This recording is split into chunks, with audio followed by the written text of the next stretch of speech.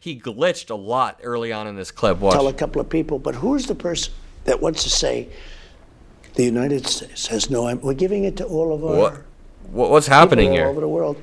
Whoever heard you get indicted for interfering with a presidential election where you have every right to do it? You get indicted and your poll numbers go up. When people get indicted, your poll numbers go down. That was a confession if I ever heard one. Donald Trump said that he had every right to interfere with the 2020 election, and oh boy, did he try.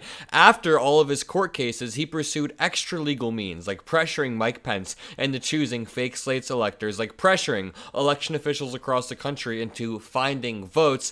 Donald Trump did an interview with Mark Levin, and the entire interview aired tonight on Fox News, and even though Mark Levin threw softball questions at Donald Trump, he went on unhinged, insane rants, said too much, and said a few wild things about Mike Pence that I think you guys will enjoy. I don't want to waste any of your time. Let's jump into the chaos. All that I ask is that you leave a like on this video below, and you make sure you're subscribed to the Adam Mockler channel. So, this next clip has the internet in a frenzy. It already has almost 400,000 views, and it only happened about 15 minutes ago. Donald Trump said that the way Kamala Harris treated Mike Pence was horrible. Just take a look. But I agreed to all these things that I normally wouldn't agree to.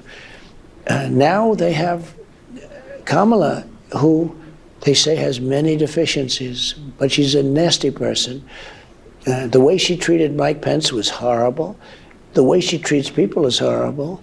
But the way she treated Justice Kavanaugh during that hearing, in the history of Congress, nobody's been treated that way.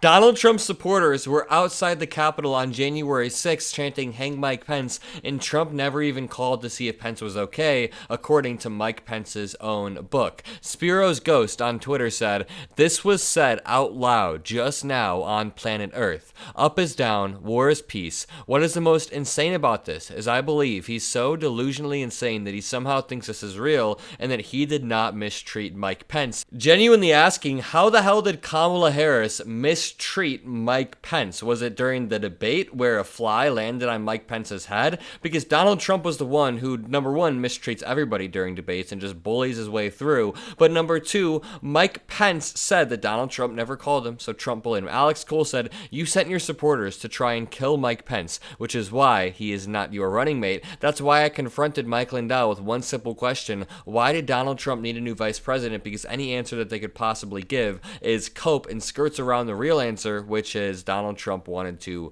threaten or hurt Mike Pence for not subverting the will of the American people. This is Donald Trump rambling about trucks. This dude's vocabulary consists of maybe 100 words if I'm being charitable. Figure this out. The American people, I think a lot of them want to know, how do you come by your decisions and how do you manage in the Oval Office? Well, I think that I learned, like I talked about the truckers, I learned about trucks, and by talking to them, in 5 minutes, I knew as much as I'm going to have to know to make decisions that are going to be earth-shattering for transportation, for moving cargo and moving a lot of other things. I learned from having interaction. Some politicians don't have interaction. Some politicians aren't smart. They can't have interaction. The one word that popped into my mind was hubris. Donald Trump is so self-centered that he thinks one brief conversation makes him an expert, which is not only unrealistic and egotistical, but it's dismissive of the actual experts. See, the COVID crisis, the COVID pandemic, when Donald Trump showed a total lack of leadership and dismissed everything that Dr. Fauci said, and himself was like, why don't we just inject bleach? Donald Trump also says that our country is sick. And you know, it's weird. For the party of the Constitution, the party of patriotism, Donald Trump sure does talk about our failing nation and how we have a sick nation a lot. He doesn't sound quite proud of what we've built. But, no, I think you think, like, if you believed in God, you believe in God more. And somebody said, like, why? And I'd like to think that God thinks that I'm going to straighten out our country. Our country is so sick and it's so broken. Our country is just broken. And maybe that was the reason. I don't know. I don't know. Did you a lot of people have. And the thing is, our country does have problems, identifiable problems. There are predatory loans when it comes to student debt. Our healthcare system is suboptimal. We have a gun violence problem, but all of these problems can be fixed if we move forward and unite. Donald Trump's solution is to tear everything down around him. Donald Trump's solution is to undermine trust in our institutions so he can enact his authoritarian Project 2025 agenda, where he wants to strip healthcare away from people across the country. My broader point is, Donald Trump and the MAGA Republicans around him aren't offering any substantial solutions to these problems. They only exist to sow fear and distrust. Here is another clip of Donald Trump ragging on Obama. I'll debunk it after I play it. Just take a look. I had to make a decision. Do I want to do this? Do I want to put the wife of the President of the United States and Secretary of State, by the way, do I want to put her in prison?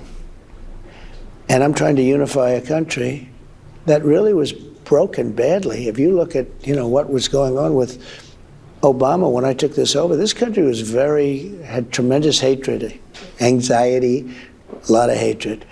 It did not have tremendous hatred and anxiety, or hatred, as he says again. It did have a strong economy and a pandemic task force that Donald Trump disbanded right before we had a massive pandemic. Also, any of the distrust or any of the hatred or fear was actually created by Donald Trump. I mean, his entry into politics back in 2011, 2012 was saying that Barack Obama, President Obama, wasn't born in the U.S., and that conspiracy theory started. It sparked a lot of hatred throughout the country, but Trump likes to continue perpetuating this narrative that Obama spurred hatred just simply because President Obama is black. It just doesn't make sense. So Obama left Trump with a great economy after a historic recovery, and Trump should be more grateful. Let's listen to the rest of the clip. And do I want to put the wife of a President of the United States in prison? I didn't want to do that. And then when I get out, it's like, it's amazing, actually. It's amazing. And it's such a bad precedent because people are going to think about it differently. The thing is, Hillary Clinton sat through Benghazi hearings for 8 to 12 hours. It was an outrageous amount of time. Donald Trump played cat and mouse with the FBI for over a year and never gave back the documents that they were requesting. So that is the fundamental difference between somebody like Hillary Clinton and somebody like Donald Trump. Here's a clip of Donald Trump talking about when they came in, they had no ammunition. I said, who is it? Listen. They also announced they're very low on ammunition. When I came in, they announced we had no ammunition. And I said, number one, who's the stupid person saying that? You could tell a couple of people, but who's the person that wants to say the United States has no ammunition? We're giving it to all of our people all over the world, in particular Ukraine. We're giving them massive, billions of dollars of stuff. And I rebuilt our military all in 4 years. I have great people. I had great people doing this. And I restocked our ammunition. We had so much ammunition, it was coming out the gills, as they say. We had missiles, now we don't have ammunition. How would you like to be President Xi sitting there? Did you notice the contradictory claims that Donald Trump made? He said that when he came in, they told him there was no ammunition, and he said, that's stupid, we definitely have ammunition. Then he continues to say that he restocked our ammunition throughout the country. Donald Trump only speaks the language of projection, and that becomes increasingly clear every single time he does an interview. Also, he glitched a lot early on in this clip. Watch. Tell a couple of people, but who's the person that wants to say the United States has no ammunition? We're giving it to all of our... What's happening here? All over the world. Either way, if you enjoyed this video and if you appreciate what I do, all that I ask is that you leave a like, comment a blue heart, hit that subscribe button. Have a great day and peace out.